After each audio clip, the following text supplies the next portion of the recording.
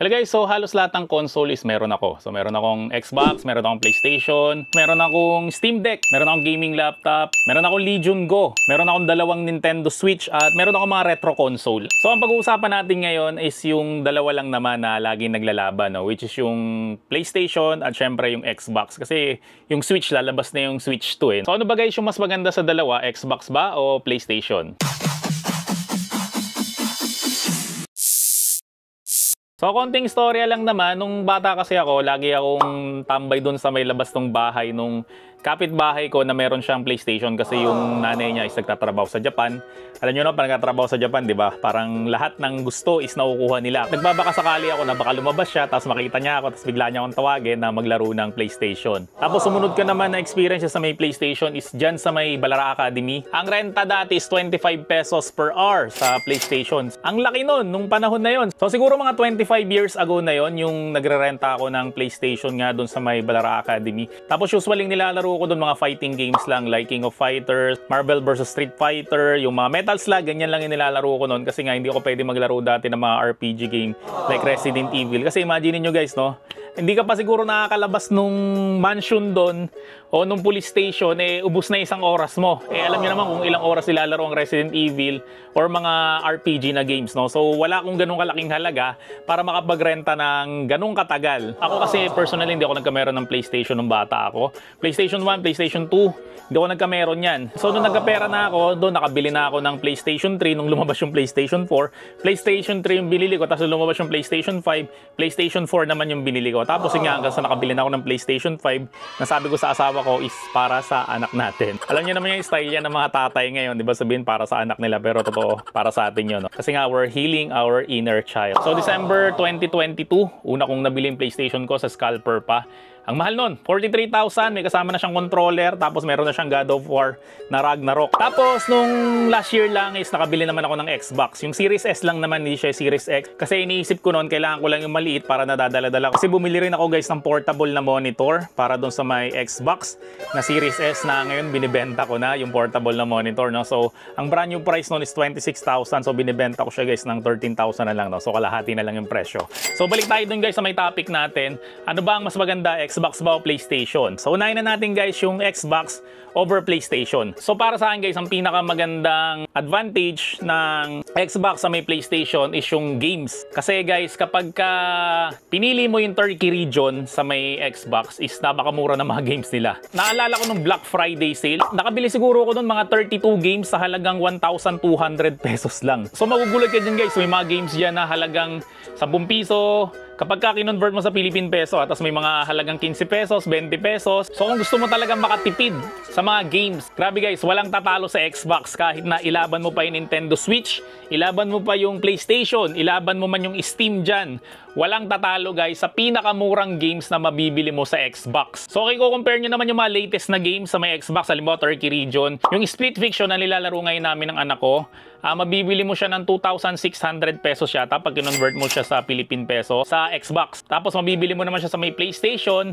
ng 3,200 pesos, no? So 600 pesos yung pagitan nila, which is malaki pa rin yung difference talaga nila, no? So kung gusto mo guys makamura ng mga games na digital, digital guys is mas maganda mag-Xbox ka kaysa sa may PlayStation. So pangalawa guys na kinagandahan ng Xbox over PlayStation is yung battery life ng kanyang controller. Kasi ang battery life niya talagang isang buong araw pwede mo siyang laruin. Hindi ka mo guys sa may PlayStation, siguro mga 4 to 6 hours lang, malulobad na kaagad siya. Siguro dahil rin guys sa may features ng DualSense, di ba? May sariling speaker yon, tumutunog, tapos basta kakaiba yung DualSense eh. Iba yung feeling kapag ka DualSense yung ginamit mo. Kaya guys, mas mabilis malobat yung DualSense kaysa doon sa may Xbox na controller. Tapos pangalawa dyan guys, yung Xbox na controller, di ko alam kung pros to o cons para sa inyo, is pwede mo siyang gamitan ng AA na battery. Pero meron rin naman binibenta na kamukha nung nasa Xbox controller ko na mga rechargeable na battery. So kapag ka AA kasi guys yung ginamit mo na battery, halimbawa guys sa lobat yung controller mo ng Xbox, pwede mo kaagad palitan ng panibagong battery, unlike sa may PlayStation na kailangan mo siyang i-charge. And sumunod guys na mas maganda ang Xbox kaysa sa may PlayStation is yung backwards compatibility niya. Kasi guys, mula doon sa mga lumang bala ng Xbox is compatible pa rin siya guys sa may Xbox na Series X. Or kung digital games naman guys, yung mga games na yun is compatible pa rin siya sa Xbox na Series S. Kasi ang Series S guys is maliit siya, pero wala siyang CD-ROM drive, no? So hindi ka pwedeng maglagay sa kanya ng mga disc. Kaya puro download lang talaga yung mangyayari. Tapos ang maganda pa guys sa controller ng Xbox is pwede mong gamitin yung controller ng Xbox na Series 1. Gagamitin mo siya dun sa may Series S o sa may Series X mo na Xbox, which is proven kasi yung dalawa kong controller is para sa Series X. Tapos yung isa ko namang controller guys na luma na ay para naman sa may Series 1 yon, pero gumagana siya guys dun sa may Series S. Isa pa guys sa mga nagustuhan ko sa Xbox at sa may PlayStation is yung quick resume niya. Ibig sabihin nun guys, pwede ka mag-resume ng games kahit patay mo yung Xbox mo, kahit bunutin mo yung sa may plug mismo.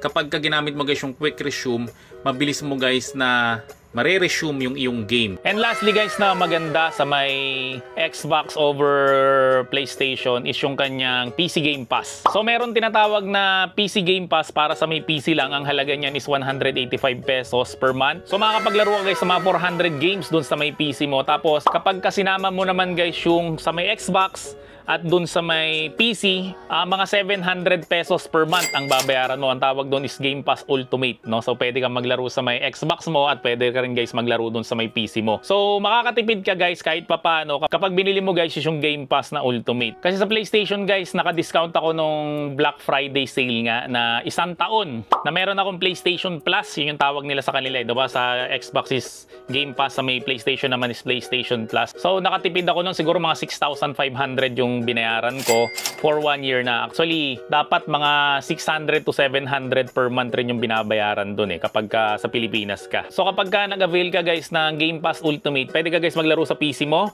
pwede ka maglaro sa may Xbox mo, at pwede ka guys maglaro through cloud gaming, which is usong-uso ngayon yan, di ba? Yung PlayStation Portal is meron na siyang cloud gaming. Na i-discuss ko nga dito guys na ano ba yung advantage ng PlayStation naman over sa may Xbox. So ang pinakaunang advantage ng PlayStation over Xbox is yung mga exclusive games ng PlayStation over sa may Xbox. Exclusive game niya siyempre God of War, Astrobot, Ghost of Tsushima, The Last of Us. Sobrang sikat na sikat talaga yan sa may PlayStation. Pero ngayon, hindi na siya halos exclusive sa may PlayStation kasi pwede mo na rin siyang malaro through Steam. So pwede mo siyang malaro through PC. Pero hindi mo siya pwede guys malaro sa may Xbox mo. So ang palupitan guys ng games between Xbox and PlayStation na exclusive, walang tatalo sa may PlayStation. Pangalawa guys na advantage ng PlayStation over Xbox para sa akin is yung controller niya. Yung sinabi ko nga kanina, grabe yung features ng kanyang DualSense. Lalo na kapag ka naglaro ka ng Astrobot, doon mo makikita yung talagang kakayahan ng DualSense niya. Yung meron siya sariling sound, tapos yung ilaw niya nagbabago-bago, tapos pwede mo siyang gamitin as gyro. Ibang-iba yung experience guys nung controller ng PlayStation over sa may Xbox. Kasi yung controller ng Xbox parang, alam mo yung sinauna pa rin controller, ganun pa rin siya. Hanggang ngayon gumagamit pa rin siya ng AA na battery. Yun nga lang, ang problema nga lang nun guys is mas mabilis siyang malobat dahil nga sa mga features na yun kaysa sa may Xbox. Ang sumunod naman guys na advantage ng PlayStation over Xbox is yung mga CD niya. Kung mahilig ka guys mag-collect ng mga hard copy, yung mga disc talaga, mas madaling makahanap ng mga CD sa PlayStation kaysa sa may Xbox. Kasi pag nagpunta ka ng Data Blitz, makikita mo doon na mas marami talagang bala ang PlayStation kaysa doon sa may Xbox. Ako naman kasi guys, di naman ako mahilig talaga mag-collect ng mga CD na yon. Usually guys, digital talaga yung nilalaro ko ng mga games, no? Para nga naman hindi ko na niload. Pero ang advantage naman kasi guys, kapag ka meron kang physical copy ng mga games na yon is kapag ka natapos mo na siya, pwede mo siyang ibenta sa iba. So, ganun yung ginagawa guys na iba, no? Kasi medyo mahal talaga guys yung mga bala ng Xbox saka ng PlayStation. Kamukha nga nung Split Fiction, kapag ka bumili ka nun ng hard copy,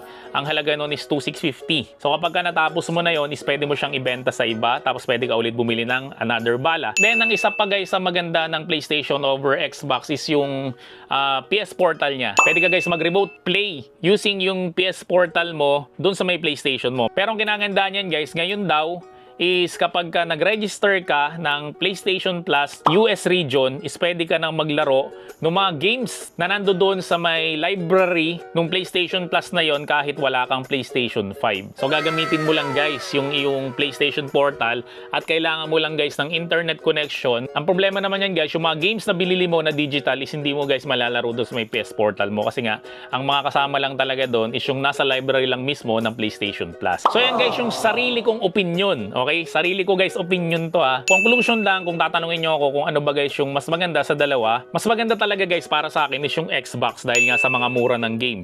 Pero kung tatanungin nyo ako ano ba yung mas nilalaro ko, mas nilalaro ko guys yung PlayStation kaysa sa may Xbox. So kung meron kang Xbox ngayon o PlayStation, ano ba sa tingin mo yung mas maganda sa dalawang yan? No? So mas maganda i-comment nung sa baba para mapag-usapan natin. And sa mga nagre-research naman, no, kung ano ba yung mas maganda, Xbox ba o PlayStation, na nakapag-decide na kayo. So guys, maglalagay ako ng link sa may description section ng video na to kung saan ba guys legit na makakabili ng Xbox or ng PlayStation. At make sure lang guys na yung link na yun ay i-click mo para siguradong hindi ka may scam.